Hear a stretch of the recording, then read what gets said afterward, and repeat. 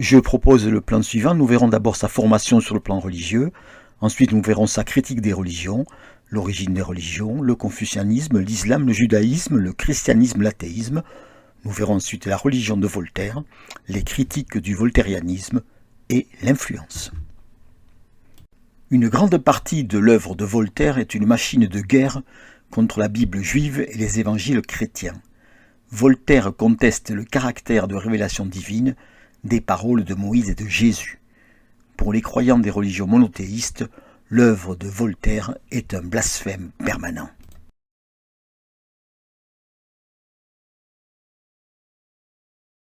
Enfin, il a écrit des textes consacrés spécifiquement aux questions religieuses, le Sermon des 50, Lettres sur Rabelais et sur d'autres auteurs accusés d'avoir mal parlé de la religion chrétienne, le Catéchisme de l'honnête homme, le Dialogue du douteur et de l'adorateur, l'extrait des sentiments de Jean Méliès, les Conversations dans les Champs-Élysées, les Questions de Zapata, l'examen important de Miller-Bolingbroke ou le Tombeau du fanatisme, le Dîner du comte de Boulainvilliers, des homélies et la canonisation de Saint-Cucuffin. Le père de Voltaire aurait dit « J'ai deux fils fous, l'un d'impiété, l'autre de dévotion ». En effet, le frère aîné de Voltaire était un janséniste convaincu. Le dieu des jansénistes est sévère, exigeant, terrible, condamnant les plaisirs terrestres. Le Dieu qu'imagine plus tard Voltaire est bon, miséricordieux. Mon Dieu n'est point un Dieu cruel, c'est un Dieu bienfaisant, c'est un Dieu pitoyable. Tu m'en fais un tyran, je veux qu'il soit mon père. Cette conception de Dieu n'est-elle pas née en opposition à ce Dieu imposé par son père et prêché par son frère? Il fait ses études au collège jésuite de Louis le Grand, où il restera 7 ans. Il étudie la littérature antique, grecque et romaine. Il fait du théâtre dans des tragédies bibliques. Il participe à des ballets sur des thèmes antiques. C'est un élève très brillant. Il obtient le prix de rhétorique latine. Certains de ses enseignants ont une forte tendance au déisme. La théologie des jésuites met l'accent sur Dieu le Père. Le péché originel est peu évoqué, ainsi que l'enfer. La religion est justifiée certes par la révélation, mais aussi par la raison. L'élève Arouet admire Fénelon, dont il loue l'esprit de tolérance, son amour pour l'humanité et sa conception d'un Dieu père tendre et compatissant. Après ses études, il fréquente le milieu libertin de la Société du Temple et lit Gassendi, Naudet, Lamotte-Levaillé, Saint-Évremont, Fontenelle, Montesquieu, Swift, Locke et surtout Bayle, dont il dira qu'il est l'honneur de la nature humaine. L'origine des religions est expliquée dans l'Essai sur les mœurs. Comme chez les animaux, il y a chez les hommes une hiérarchie de races et de peuples. Il n'est permis qu'à un aveugle de douter que les blancs, les nègres, les albinos, les Hottentots, les Chinois et les Américains soient de races entièrement différentes. Ces races, ces peuples sont inégaux. Il existe des nations supérieures. Pour qu'une nation soit rassemblée en un corps de peuple, qu'elle soit puissante, aguerrie, savante, il est certain qu'il faut un temps prodigieux. Les nations savantes sont celles qui ont un langage complexe, un art raffiné en architecture, littérature, poésie, une spiritualité élevée. Le sommet de la spiritualité consiste dans l'idée de l'existence de l'âme, de la croyance en un Dieu unique et de l'existence des peines et des récompenses dans une autre vie. Il existait des grands peuples, les Chaldéens, les Indiens, les Chinois, les Grecs, les Romains, les Arabes, les prétendus sauvages d'Amérique. D'autres peuples sont médiocres, les Égyptiens par exemple. Les pyramides furent élevées par le despotisme, la vanité, la servitude et la superstition. D'autres peuples sont méprisables, les Gaulois. L'empereur Julien disait que leur langage ressemblait au coassement des corbeaux. Ce sont aussi les habitants de l'Angleterre, les habitants des côtes de la Biscaye et de la Gascogne, qui s'étaient quelquefois nourris de chair humaine. Il faut détourner les yeux de ces temps sauvages, qui sont la honte de la nature. Dernier peuple tout à fait méprisable, les Juifs, que nous allons évoquer plus loin. L'origine de la religion se trouve dans un sentiment d'angoisse, dans l'imagination d'un Dieu sur le modèle du chef, dans les superstitions, dans l'imposture des politiques. Nous adhérons à une religion par notre éducation. Les soins que l'on prend de notre enfance forment nos sentiments, nos mœurs, nos croyances. J'eusse été pris du Gange, esclave des faux dieux, chrétienne dans Paris, musulmane en ces lieux, dit Zahir. C'est ce qu'écrivait Montaigne. Nous sommes chrétiens en même titre que nous sommes allemands ou périgourdins, par accident. Il témoigne d'une grande admiration pour le confucianisme. C'est une religion simple, sage, auguste, libre de toute superstition et de toute barbarie. Confucius a donné de la divinité les idées les plus saines que puisse donner l'esprit humain. Il ne se dit point prophète, il ne se dit point inspiré, il est regardé comme un sage. Certes, il est vrai que les lois de la Chine ne parlent point de récompense et de peine après la mort, mais en fin de compte, ces lois sont fondées sur la connaissance d'un être suprême, rémunérateur et vengeur. Malheureusement, comme toutes les religions, la superstition des bonzes a souillé une source pure. Voltaire considère Mahomet comme un grand homme d'État, un grand conquérant à l'égard d'Alexandre le Grand, un grand législateur. Puissant et terrible, il a établi ses dogmes par son courage et les armes. Il faut avouer qu'il retira presque toute l'Asie de l'idolâtrie. Mahomet enseigne l'unité de Dieu. Il était bien difficile qu'une religion si simple et si sage, enseignée par un homme toujours victorieux, ne subjugue pas une partie de la terre. Le mahométisme faisait sans doute plus sens que le christianisme. On n'y adorait point un juif en abhorrant les juifs, on n'y appelait point une juive mère de Dieu, enfin on n'y mangeait pas ce Dieu qu'on adorait. Croire en un seul Dieu tout-puissant était le seul dogme, et si on n'y avait pas ajouté que Mahomet était son prophète, c'eût été une religion aussi pure, aussi belle que celle des lettrés chinois. Il compare le génie du peuple arabe au génie des anciens romains, et écrit que dans nos siècles de barbarie et d'ignorance qui suivirent la décadence et le déchirement de l'Empire romain, nous reçûmes presque tout des Arabes, astronomie, chimie, médecine, et que dès le second siècle de Mahomet, il fallut que les chrétiens d'Occident s'instruisissent chez les Mahométans. Cependant, il présente Mahomet comme un fanatique et un politique retors. Il appuyait par des fourberies nécessaires une doctrine qu'il croyait bonne. Le Coran est rempli d'absurdités et d'anachronismes. Il est sous influence perse, talmudique et chrétienne. L'islam est fondé sur la crainte. Il ressemble plus à une loi de couvent plutôt qu'à une loi générale d'une nation. C'est un réchauffé du judaïsme. Voltaire est extrêmement méprisant vis-à-vis des Juifs. Pendant l'occupation, une brochure fut publiée par le gouvernement de Vichy, reprenant les textes de Voltaire.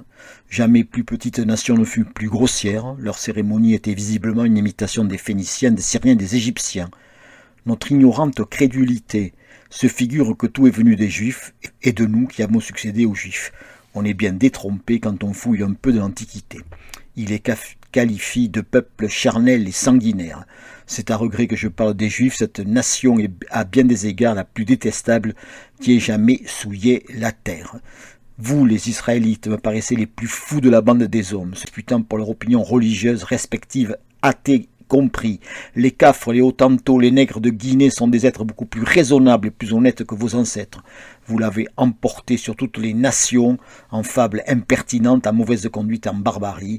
On ne voit dans toutes les annales du peuple hébreu aucune action généreuse. Ils ne connaissent ni l'hospitalité, ni la libéralité, ni la clémence. Ils pratiquaient des sacrifices humains, ils n'ont pas de philosophie, ils sont les ennemis du genre humain, ils sont haïs par leurs fautes, ils sont ignorants, barbares, avares, superstitieux et haineux. Il faut noter que Voltaire s'attaque au peuple juif issu de la Bible. Il n'y a aucune justification des violences exercées contre les juifs dans l'histoire. En ce qui concerne l'étude de la Bible, il lit Richard Simon, 1638-1712, qui a relevé dans la Bible des contradictions, des difficultés chronologiques. Selon Richard Simon, les 5 livres du Pentateuque ne peuvent avoir été rédigés par Moïse, mais par des scribes pendant plusieurs siècles. Madame du Châtelet lui fait des fiches du dictionnaire historique et critique de la Bible de Don Calmet. Voltaire effectue une désacralisation des textes, on pourrait parler en termes modernes de déconstruction, par la raison. Il met l'accent sur les erreurs, les absurdités, les contradictions et les invraisemblances de la Bible. Chaque trait est une hyperbole ridicule, un mensonge grossier, une fable absurde. Dieu est un mauvais naturaliste, il ordonne de ne pas manger de lièvre puisqu'il rumine et qu'il n'a pas le pied fendu, alors que le lièvre ne rumine pas et a le pied fendu. Dieu dit que la lumière soit et la lumière fut avant qu'il y ait le soleil. Dieu demande à Adam « Où es-tu ?» alors qu'il est censé être omniscient. Il y a 2 versions de la création de la femme, et Dieu créa l'homme à son image, il les créa mâle et femelle.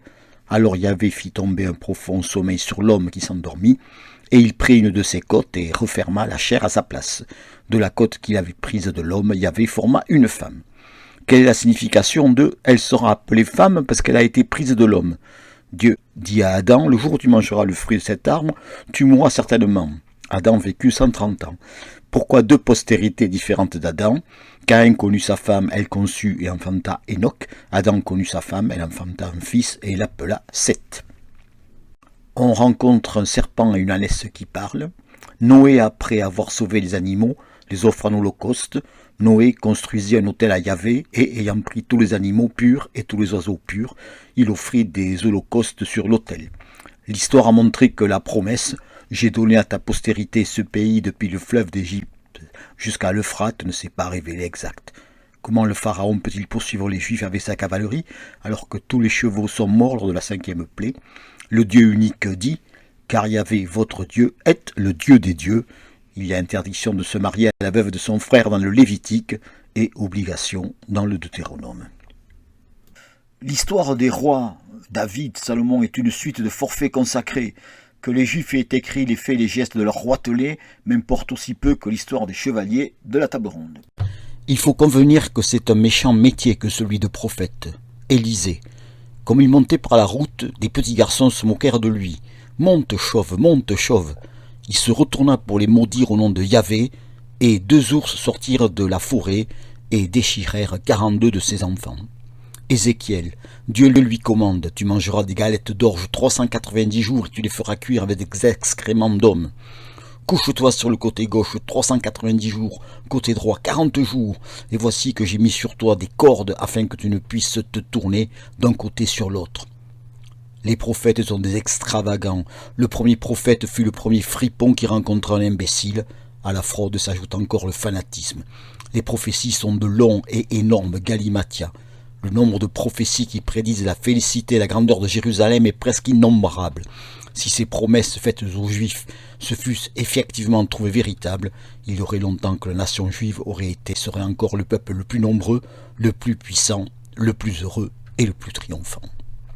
Dieu a arrêté la course du soleil à Gabaon pour permettre la victoire de Josué. Les miracles sont des violations des lois mathématiques, divines, immuables, éternelles. Pourquoi Dieu les aurait-il modifiées pour 300 ou 400 fourmis? Les proverbes sont des maximes triviales, des niaiseries basses et incohérentes, absurdes, sans goût, sans choix, sans dessein. Le cantique des cantiques est une rhapsodie inepte, chaque trait est une hyperbole ridicule, un mensonge grossier, une fable absurde. J'avoue que les églogues de Virgile sont de notre style, mais chacun a le sien, et un juif n'est pas obligé d'écrire comme Virgile. Leur rhapsodie démontre qu'ils ont pillé toutes leurs idées chez les Phéniciens, les Chaldéens, les Égyptiens.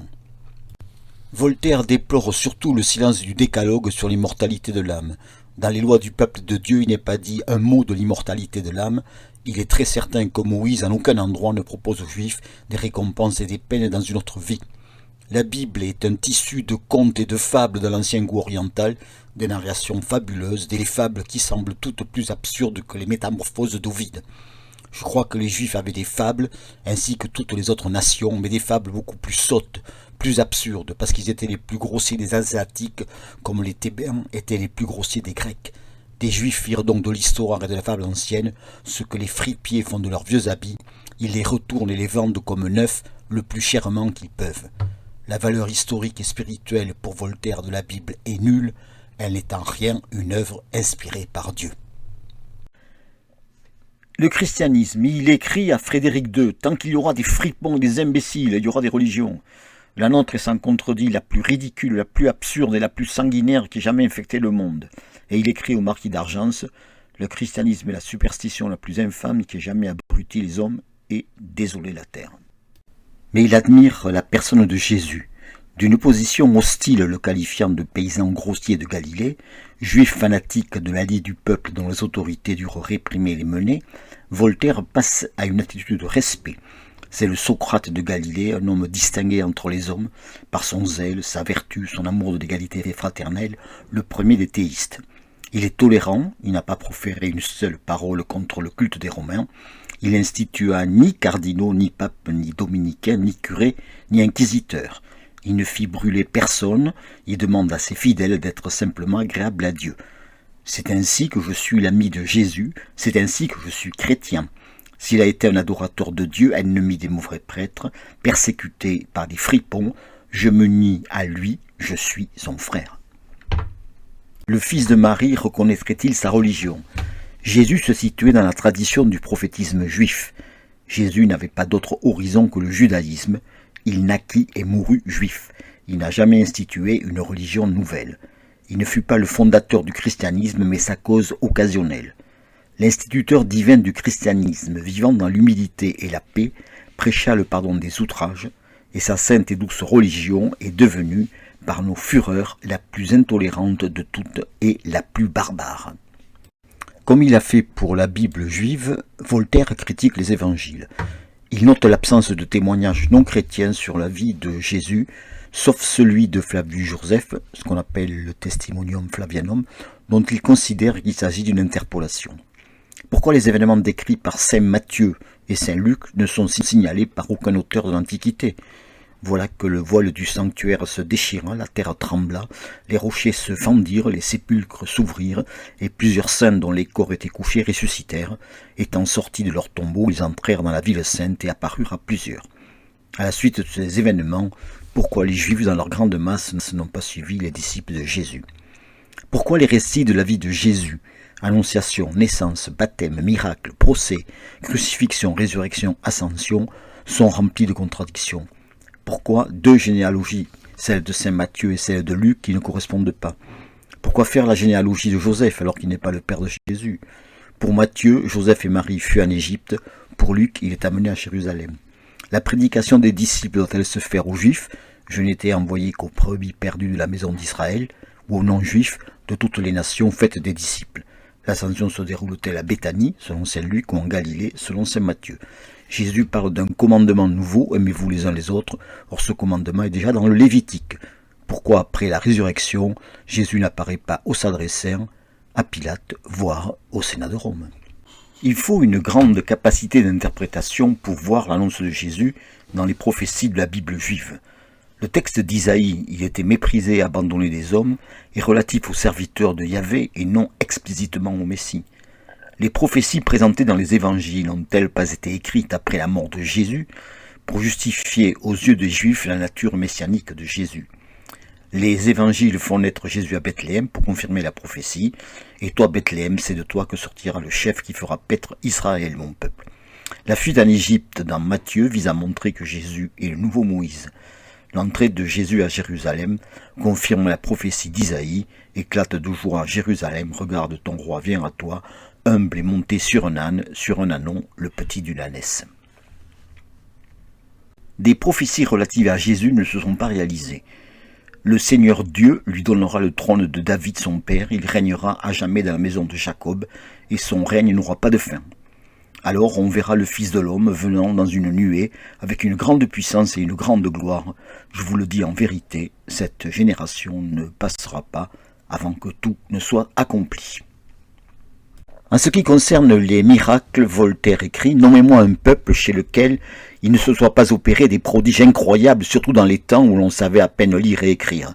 Ces prétendus miracles ont été inventés qu'à l'imitation des fables des poètes païens. Tout est prodige dans l'Antiquité. Si Jésus en tant que Dieu guérit un aveugle, pourquoi en tant que Dieu ne pas éradiquer la cécité? Pourquoi ces miracles qui se faisaient autrefois ne se font plus aujourd'hui? Les jésuites ont prétendu que Xavier avait ressuscité 8 morts, c'est beaucoup, mais il faut considérer qu'il est ressuscité à 6000 lieues d'ici. Voltaire critique des points de vue moraux de Jésus qui lui paraissent injustes. Car celui qui a, il sera donné, et à celui qui n'a pas, même ce qu'il a, lui sera retiré. Je leur parle en parabole, afin qu'en voyant, ils ne voient pas, et qu'en écoutant, ils n'entendent point. L'idée de la Trinité, avec les termes de personne, d'essence, d'union hypostatique, est un dogme inventé par l'Église. Elle n'est pas dans les Écritures. La Trinité, cette doctrine inintelligible, ne se trouve dans aucun endroit de l'Écriture. C'est un non-sens, un galimatia métaphysique chimérique. Certains propos de Jésus vont à l'encontre d'ailleurs du dogme. Dans Matthieu 12,31, Jésus dit « Pourquoi m'appelles-tu bon? Personne n'est bon que Dieu seul. » Voltaire adopte ainsi le point de vue d'une ancienne hérésie, l'unitarisme, représenté par Noël de Smyrne, Praxéas et Sabellius. Les débats sur la consubstantialité du Père et du Fils débattus à Nicée sont ridicules. La décision du Concile ne s'entend guère, mais elle en est que plus sublime. Je n'y comprends rien, assurément personne n'y a jamais rien compris, et c'est la raison pour laquelle on s'est égorgé. Les chrétiens passèrent 3 siècles a formé peu à peu l'apothéose de Jésus. Le dogme de l'incarnation est absurde. Un Dieu se joindre à la nature humaine, j'aimerais autant dire que les éléphants ont fait l'amour à des puces.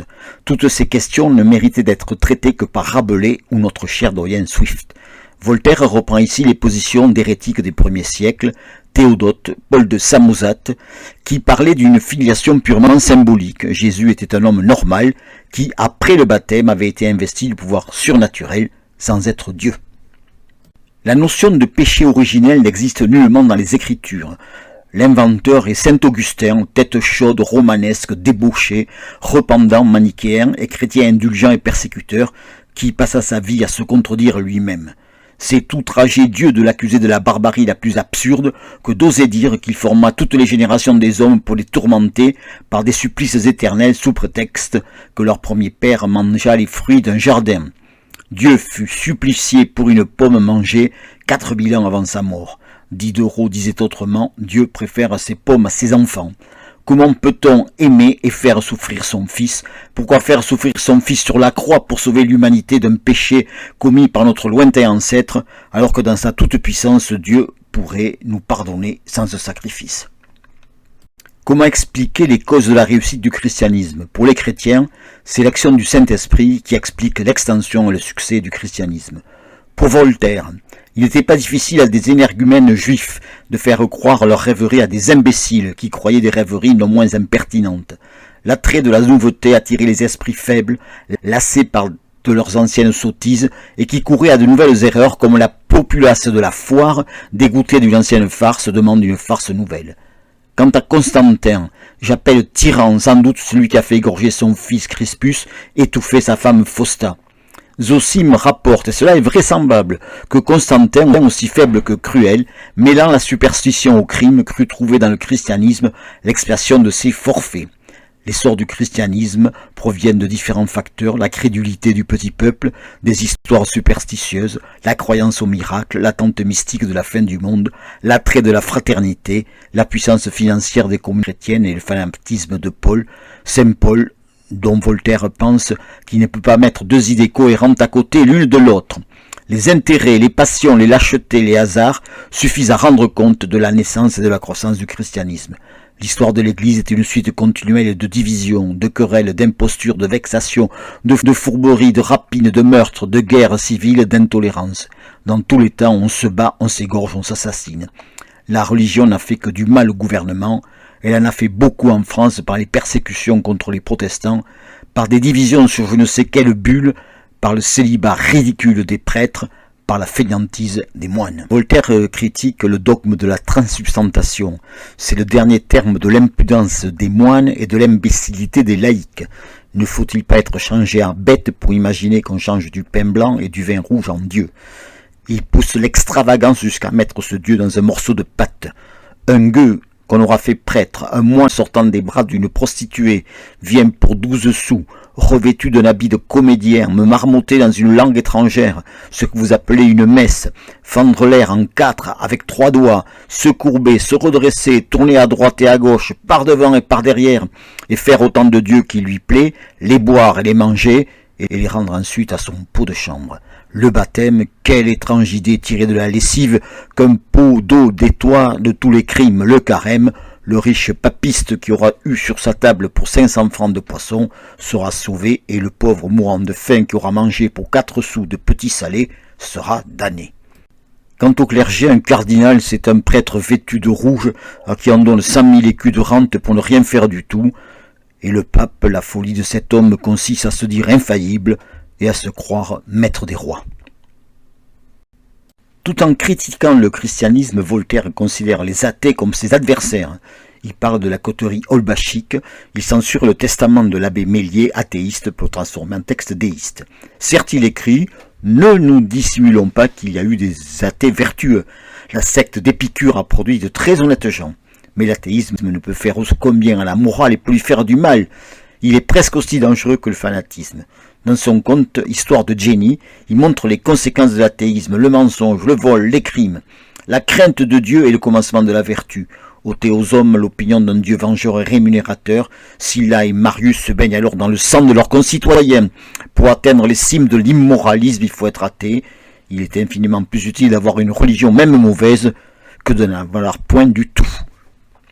Voltaire se voit comme le créateur d'une nouvelle religion à l'instar de Luther ou de Calvin. Voltaire est déiste, c'est-à-dire qu'il croit en l'existence d'un grand horloger, d'un grand architecte, d'un éternel géomètre. Il est aussi théiste, c'est-à-dire qu'il croit en un Dieu moral, bon, puissant, qui punit sans cruauté les crimes et récompense les actions vertueuses, un Dieu qui juge les hommes sur leurs vertus et non sur leurs dogmes. Il croit en l'existence d'une religion naturelle pervertie en religion superstitieuse. La croyance à l'existence de Dieu est commune à toutes les sociétés.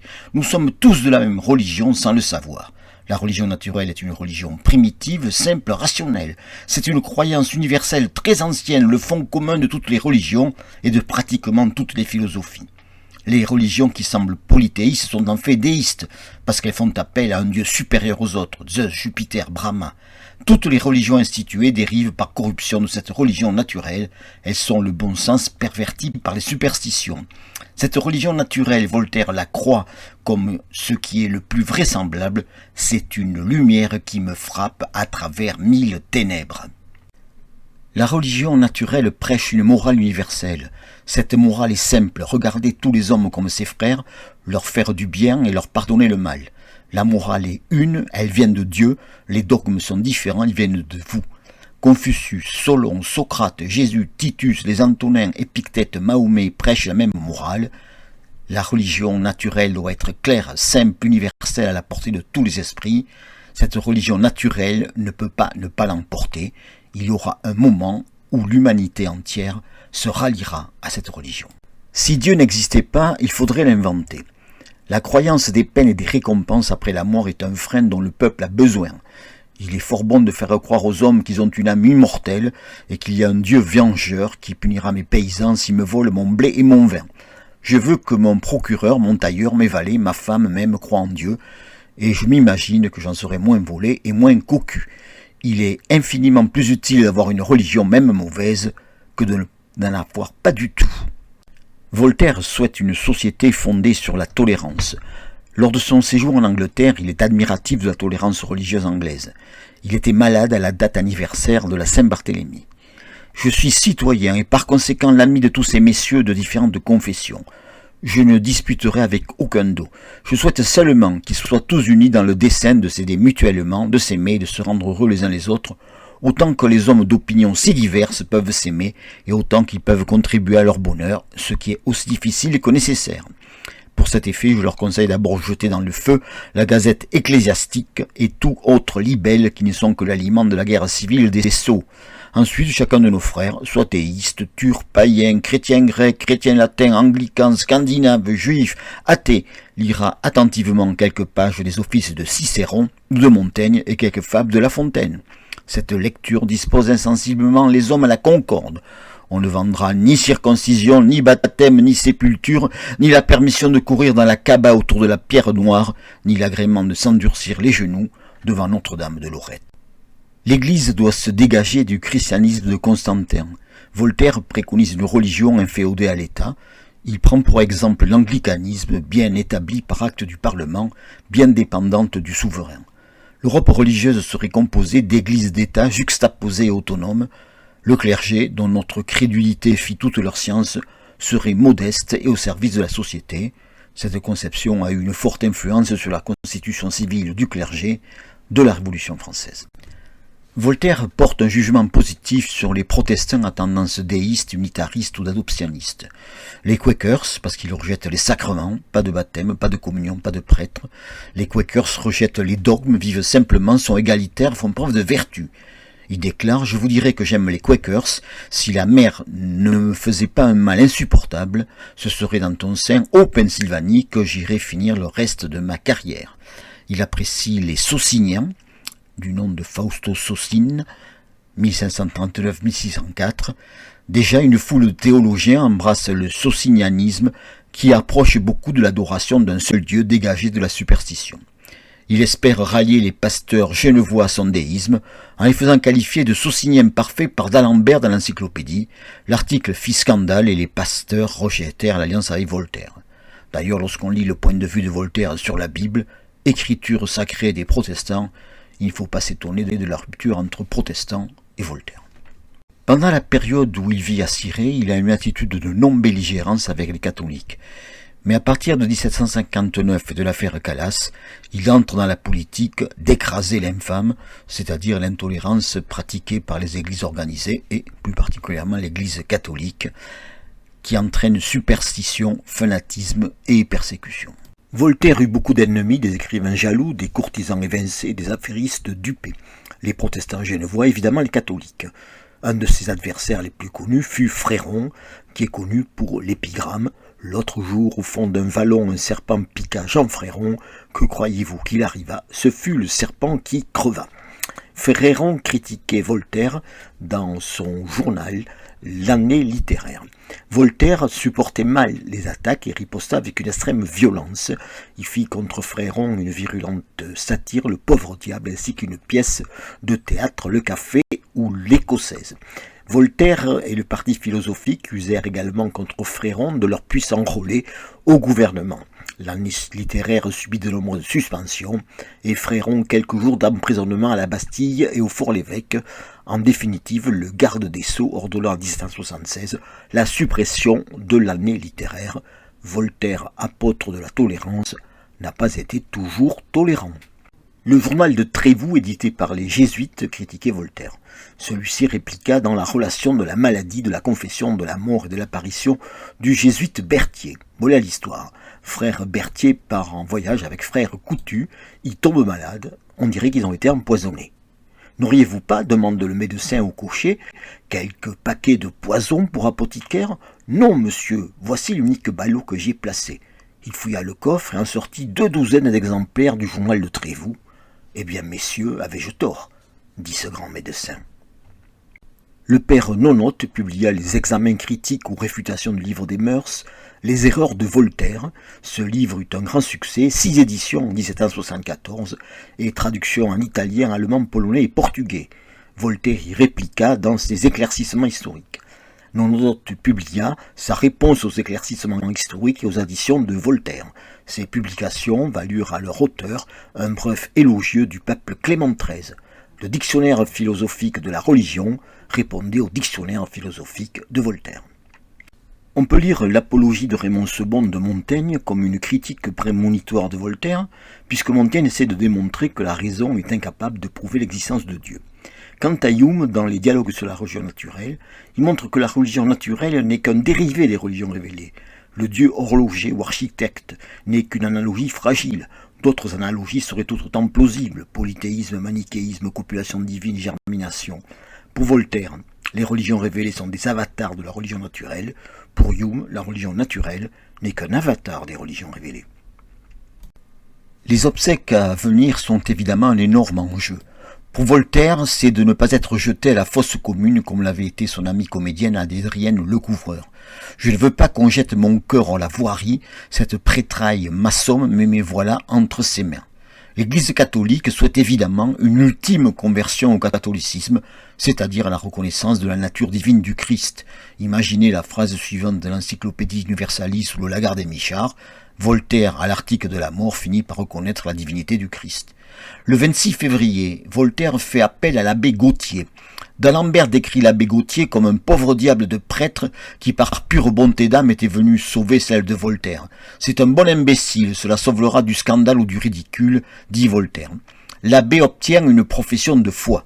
Si j'ai jamais scandalisé l'Église, j'en demande pardon à Dieu et à elle. Je meurs en adorant Dieu, en aimant mes amis, en ne haïssant pas mes ennemis, en détestant la superstition. Il ne communie pas en disant « je crache du sang, il faut bien se donner garde de mélanger mon sang avec le sang du bon Dieu ». Il reçoit l'absolution. Le curé de Saint-Sulpice, M. de Fersac, désavoue l'abbé Gautier. Mais voilà que Voltaire ressuscite, retrouve la santé. Le 29 mai, Voltaire est au plus mal. L'abbé Gautier, M. de Fersac et l'abbé Mignot sont au chevet de Voltaire. Alors la version de M. de Villette. L'abbé Gautier lui parle de la profession de foi et Voltaire lui dit « L'abbé Gautier fait ses compliments à l'abbé Gautier ». L'abbé considère que Voltaire délire et se propose de revenir le lendemain. Le neveu, l'abbé Mignot, fils de la sœur de Madame Denis, obtient un billet de confession de l'abbé Gautier. Je déclare que j'ai été appelé pour confesser Monsieur de Voltaire, que j'ai trouvé hors d'état d'être entendu et sans connaissance. La version de Grimm, l'abbé aurait demandé « Reconnaissez-vous la divinité du Christ ? Jésus-Christ, Jésus-Christ, laissez-moi mourir en paix. » Le 30 mai, Voltaire décède. Le cœur fut donné à M. de Villette et déposé à Ferney avec l'inscription « Son cœur est ici, son esprit est partout ». Aujourd'hui, le cœur de Voltaire est déposé à la Bibliothèque nationale dans le socle du plâtre original du Voltaire assis de Jean-Antoine Houdon, où l'on peut lire l'inscription « Cœur de Voltaire donné par les héritiers du marquis de Villette ». Le cerveau de Voltaire fut donné au pharmacien Mitoire et exposé dans son officine pendant plusieurs années. Son fils voulut en faire don au directeur qui refusa. Il finit en 1924 à la Comédie Française et il est placé dans le socle d'une autre statue de Houdon. L'abbé Mignot et un autre neveu, M. Dornoy, demandèrent à l'église d'accorder des obsèques religieuses. Ils invoquèrent la profession de foi. Louis XV répondit « Laissez faire les prêtres », ce qui était différent de l'attitude de Louis XIV par rapport aux obsèques de Molière. L'abbé de Fersac proposa d'apporter le corps à Ferney, où le tombeau sous forme de demi-pyramide était déjà prêt dans l'église, moitié dehors, ce qui faisait dire à Voltaire « Je ne suis ni dedans ni dehors ». L'abbé Mignot décide d'apporter la dépouille à l'abbaye de Célières, près de Troyes. Grâce au billet de confession signé de l'abbé Gautier, il est inhumé religieusement dans un caveau de l'église, avant que l'évêque de Troyes n'ait eu le temps d'ordonner aux prieurs de Célières de surseoir l'enterrement. L'évêque de Troyes exigea l'exhumation du corps de Voltaire. Le prieur dit qu'il avait un billet de confession. Le prieur fut destiné, mais l'abbé Mignot fut épargné. L'Académie française, à l'initiative de d'Alembert, demanda une messe qui fut refusée par l'évêché. Les francs-maçons organisèrent une cérémonie. Frédéric II fit lire une messe à Berlin. Malgré l'opposition de certains révolutionnaires, Voltaire était un courtisan des grands, un adorateur des rois. Les cendres de Voltaire sont transférées au Panthéon le 11 juillet 91, en dehors de la présence du clergé, quelques jours après la fuite de Louis XVI à Varennes. Une brochure favorable à la panthéonisation récapitule les principes voltairiens. La religion restreinte dans ses limites, les disciples de Jésus rendant à César ce qui lui appartient, le pouvoir des rois limité et soumis à la loi, les palais de la vengeance renversés, les petits tyrans détruits. Sur le sarcophage de la cérémonie, il est écrit « Il défendit Calas, Servin, Labarre ». Il combattit les athées et fanatiques, il inspira la tolérance, il réclama les droits de l'homme contre la servitude de la féodalité. Poète, historien, philosophe, il agrandit l'esprit humain et lui apprit qu'il doit être libre.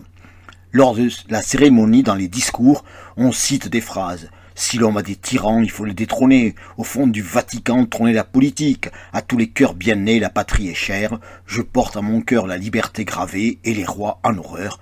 Les mortels sont égaux. Ce n'est pas la naissance, c'est la seule vertu qui fait la différence. Et voilà que la Révolution décide de transférer les cendres de Rousseau le 11 octobre 1794. L'entrée au Panthéon se fait au son de l'orgue dans le recueillement religieux.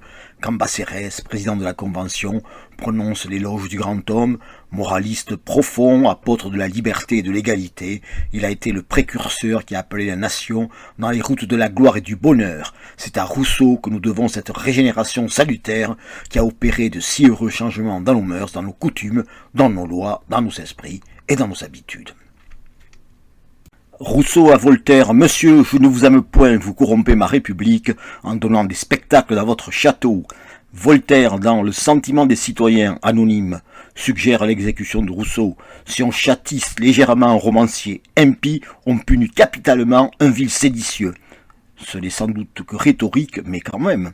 Dans l'hypothèse où l'au-delà existerait, il est peu probable que Jean-Marie et Jean-Jacques se fréquentent beaucoup. Selon des rumeurs citées par Jean Aurieux, les cercueils de Voltaire et de Rousseau ont été vidés des dépouilles par des activistes monarchistes en 1814 et enterrés à Bercy sur le site actuel de la Halle aux Vins. En 1878, une commission sénatoriale présidée par le scientifique Berthelot constata que les squelettes en place étaient bien ceux de Voltaire et de Rousseau. À l'occasion, on mesura la taille des crânes et on constata que celui de Rousseau était plus volumineux. Le calendrier républicain supprime la référence à la date de naissance du Christ et au saint. En cela, il est tout à fait voltairien. Voyons maintenant l'influence de Voltaire après sa mort. La Révolution. Edgar Quinet écrit « La pré-révolution c'est Voltaire, la constituante Montesquieu, la législative et la convention Rousseau ». C'est schématique, mais pas fou. Victor Hugo fait chanter à Gavroche à propos des éléments de 1832 « Je suis tombé par terre, c'est la faute à Voltaire, le nez dans le ruisseau, c'est la faute à Rousseau ». L'œuvre de la Constituante est marquée par l'influence voltairienne. Liberté de la presse, unité de la législation, réforme de la procédure criminelle et surtout la constitution civile du clergé. Cependant, il est évident que Voltaire aurait eu en horreur la Révolution. De Maistre écrit « De la Révolution, Voltaire n'aurait aimé que le côté irreligieux et l'aurait abhorré pour le reste, car il n'y a pas d'homme plus que lui ennemi de l'égalité. Le cuisinier d'un cardinal peut parfaitement se dire homme comme son maître, mais ce cuisinier est cuisinier. Voltaire n'aimait pas les raisonneurs maigres et pâles, il ne croyait pas à la bonté originelle de l'homme et à la possibilité de la transformer. La rénovation du monde lui paraissait une folie de moraliste. Le culte de la raison s'est manifesté le jour de la fête de la liberté à la cathédrale Notre-Dame, le 10 novembre 1793. Le culte était célébré par une beauté figurant la déesse de la raison. Plusieurs églises furent transformées en temple de la raison à Paris et en province. Le culte s'est manifesté en 93-94 par des cortèges carnavalesques, des dépouillements d'églises, des cérémonies iconoclastes, des cérémonies aux martyrs. Fouché et les hébertistes en furent les principaux animateurs. Danton et Robespierre s'y opposèrent. Par son anticléricalisme, le mouvement est proche de Voltaire, mais il en est éloigné par son athéisme. On sent l'influence de D'Holbach plutôt que celle de Voltaire. La fête de l'être suprême est célébrée le 20 prairial an 2, le 8 juin 1794, ordonnancée par Jacques-Louis David et présidée par Robespierre. Robespierre a revêtu un habit bleu céleste serré d'une écharpe tricolore. Il tient un bouquet de fleurs et d'épis à la main. Il met le feu aux représentations de l'athéisme et de l'égoïsme qui démasquent une fois brûlée une statue de la sagesse. Dans la foule, on l'aurait entendu, selon Michelet, c'est pas ça qui va nous donner du pain. Il se prenait pour le roi, maintenant il se prend pour Dieu. Organisée par Robespierre, elle est plus d'inspiration rousseauiste que voltairienne. Théophilanthropie, du grec théos, Dieu, philos, ami, et anthropos, homme, est un culte établi sur deux idées principales, la croyance en Dieu et l'amour du prochain. Le culte fut soutenu par le directoire en 1797-1798. Le fondateur de la théophilanthropie est Jean-Baptiste Chemin Dupont, né vers 1760 et mort vers 1852. En septembre 1796 paraît son ouvrage « Le manuel des théo-anthropophiles ». Le premier culte a lieu en janvier 1997 dans l'église Sainte-Catherine à Paris, devant les familles des fondateurs. La théophilanthropie rencontre l'adhésion rapide de quelques politiques, comme l'entrepreneur et économiste Dupont de Nemours, le peintre David, Bernardin de Saint-Pierre, Marie-Joseph Chénier et Thomas Paine.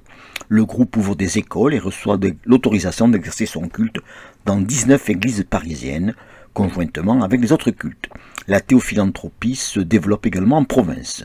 La nouvelle religion suscite des adversaires. Le 12 Florel Ancin, après avoir entendu la lecture d'un exposé de La Révélière Lépaud sur le culte et les cérémonies civiles à l'Académie des sciences morales et politiques, Talleyrand fait remarquer à son auteur « Je n'ai qu'une observation à vous faire. Jésus-Christ, pour fonder sa religion, a été crucifié et ressuscité. Vous auriez dû tâcher d'en faire autant. » Le culte est interdit en tout lieu en mars 1803. On qualifiait Voltaire de franc-maçon sans tablier, car il se tenait à l'écart de cette confrérie, bien qu'il ait des conceptions voisines. En 1778, un peu moins de 2 mois avant sa mort, il accepte pourtant d'entrer dans la loge des 9 sœurs. On le dispense, vu son âge, des habituelles épreuves, ainsi que du rite du bandeau sur les yeux, celui-ci semblant déplacé sur un homme qui avait été considéré par beaucoup comme l'un des plus clairvoyants de son époque. La Constitution du Grand Orient de France en 1849 écrit « La franc-maçonnerie, institution essentiellement philanthropique, philosophique et progressive, a pour base l'existence de Dieu, le grand architecte de l'univers, le Gadlu, et l'immortalité de l'âme. Elle est tout à fait conforme à la pensée de Voltaire. » Dans son testament, Napoléon déclare mourir dans la religion dans laquelle il est né, le catholicisme. En même temps, sa conception utilitariste de la religion est tout à fait voltairienne. C'est en me faisant catholique que j'ai fini la guerre de Vendée, en me faisant musulman que je me suis établi en Égypte, en me faisant ultramontain que j'ai gagné les esprits en Italie. Si je gouvernais le peuple juif, je rétablirais le temple de Salomon. Il a déclaré au Conseil d'État, le 1er août 1800, « Si vous ôtez la foi du peuple, vous n'avez que des voleurs de grands chemins. » Comment avoir de l'ordre dans un État sans une religion, dit le proconsul à Roederer. Il n'y a pas de bonne morale sans religion. Une société sans religion est comme un vaisseau sans boussole. Nulle société ne peut exister sans morale. Il n'y a pas de bonne morale sans religion. Il n'y a donc que la religion qui donne à l'État un appui ferme et durable. Il ne faut pas combattre et détruire la religion, comme le pensaient certains révolutionnaires, Fouché, les hébertistes, mais s'en servir pour affermir l'État et garantir l'obéissance des citoyens au pouvoir civil.